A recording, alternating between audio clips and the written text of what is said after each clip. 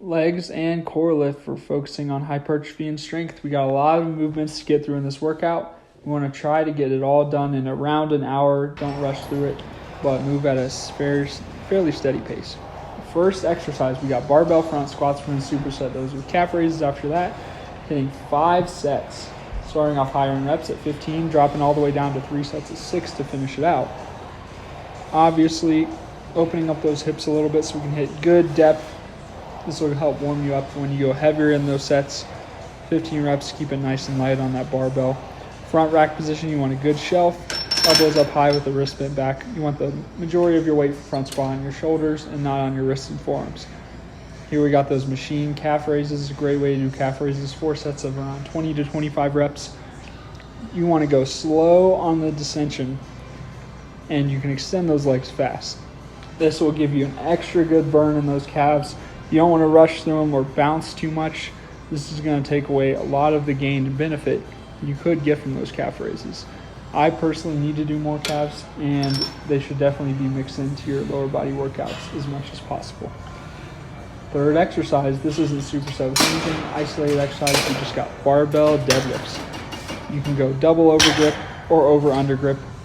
Deadlift is a very complex exercise. Here you see me speeding it up a little. The biggest principle is keeping that bar tight to the body, driving through the heels, and locking out at the end. Next movement, we got weighted front rack, forward and reverse lunges. Here you see me holding a sandbag. You can do it with the barbell as well. You're going forward, 10 on each leg, and reverse in the same manner. Next, we got a single leg box jump. Here's the slow-mo video. Exploding off that leg, using your arms in similar motion as if you were using both feet. Use that opposite leg to drive upwards, almost in a running motion. And then landing flat, standing all the way up. That's going to give you a great rep for single leg box jumps.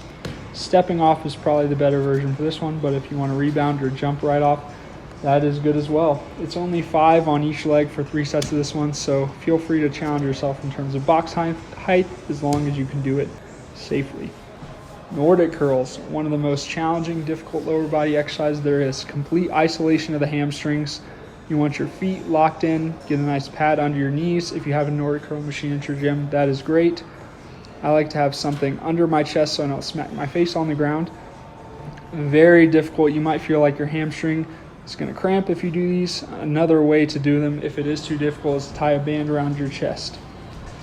All right, we got our banded knee drives.